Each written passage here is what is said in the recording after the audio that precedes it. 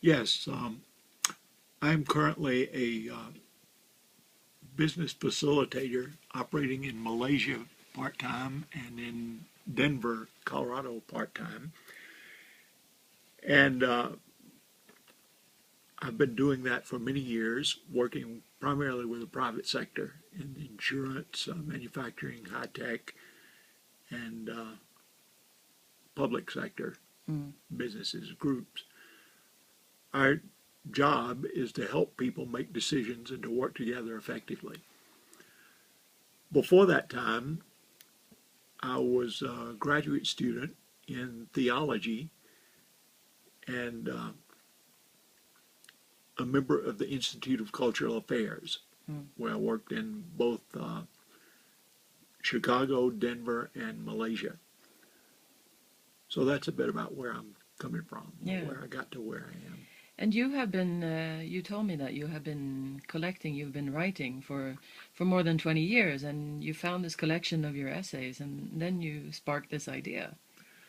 Yes, I've written my reflections about what's happening, what's going on for quite a long time, ever since I got out of graduate school. And I've been saving them. I've got 9 spiral-bound volumes of various reflections. Mm. So I looked through them a bit last year and saw a theme emerging and decided that would be worth publishing. So I pulled out those talks, got them together, and now they're published. That's excellent. So your book is called The Theology of Surprise, Exploring Life's Mysteries. So Yes. why don't you tell me a little bit about how you came about the title and some of the content? Well, there was a time a few years back when it seemed like everything was a surprise. Nothing was going the way it was anticipated. Yeah. And I said, really, there may be something going on here. And so I decided to see that that was a regular encounter with mystery, the mystery of life. And then it occurred to me that that's what religion is all about, is the way you encounter and relate to the mystery of life that attacks us all the time, everywhere. So I decided to pull that together and found a number of my works had reflected that theme. One in particular I wrote called The Theology of Surprise. It's about a 30-page essay in which I took my experiences and related those to the Apostles' Creed.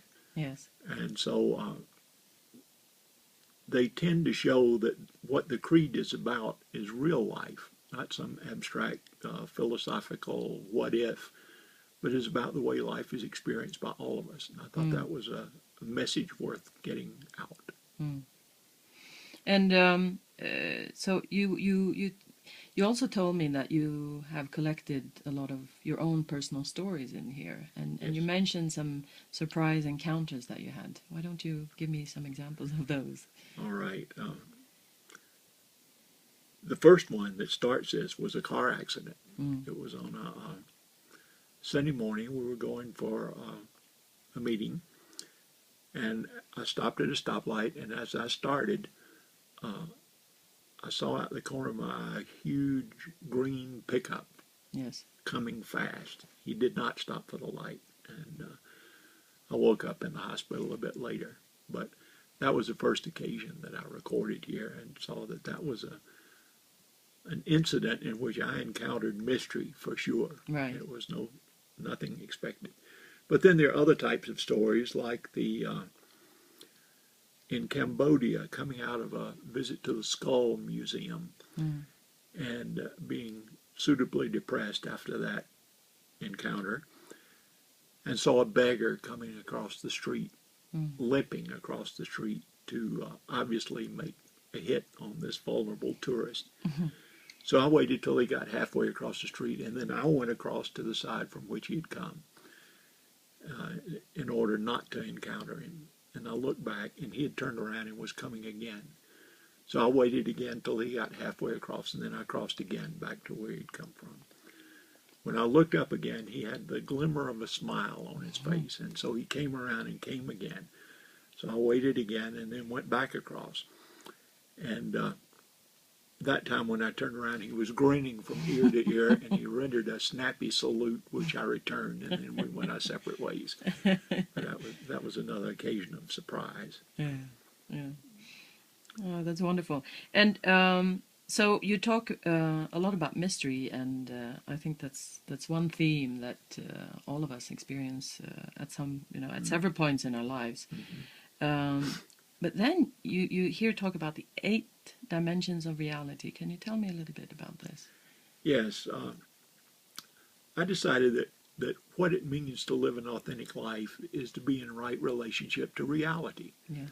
But then what reality is not all that clear. Ain't that for and sure? It changes from time to time. Very often, one time there was earth, air, fire, and water. That's what was real. Then there was the periodic table. And then they started inventing quarks or discovering quarks and other sort of subatomic things. And the latest version is string theory, superstring theory, or the M theory, or something of that sort. But I decided for the rest of us, we need some kind of handy way to grasp, what constitutes reality that we're related to. Well, I came up with 8 dimensions: space, socioculture, time, identity, technology, energy, physical matter, and meaning. The 8 dimensions. And then, so I described each one of those a little bit in terms of the way I could understand them. And then how we're disrelated from each one of those, and then what it might mean to come to a right relationship. So that's it would be dull. I called it ontology for the rest of us. And it would be dull, but I tried to liven it up a bit by putting quotes at the beginning of each chapter. For time, I put in something like, time flies like an arrow, fruit flies like a banana. Quote from Groucho Marx. Oh, I love it. That's excellent. So just briefly go into the dimension of technology, because that's obviously something which is high on a big dimension for many people nowadays. Yeah.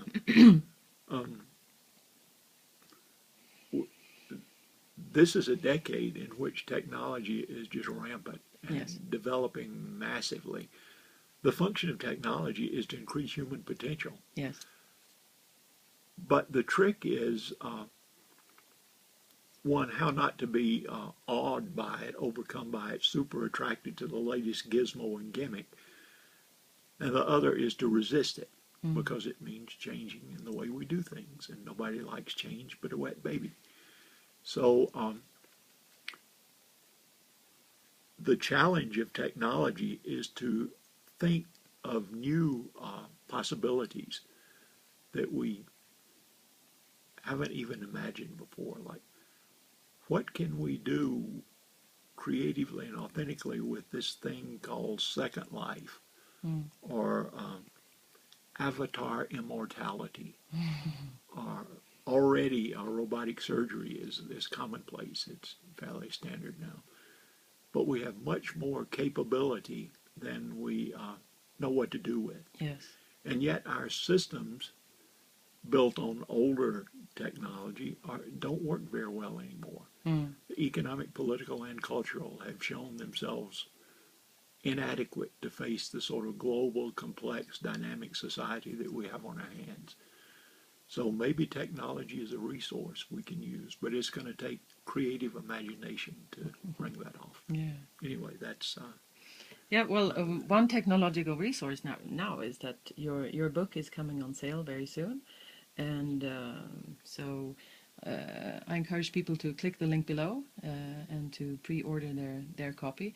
And it's right in the making now. So you will be holding a hard copy in your hands in the next few days. Yes. Yeah, great. Well, congratulations on finishing your first book. And do you have anything else you'd like to share?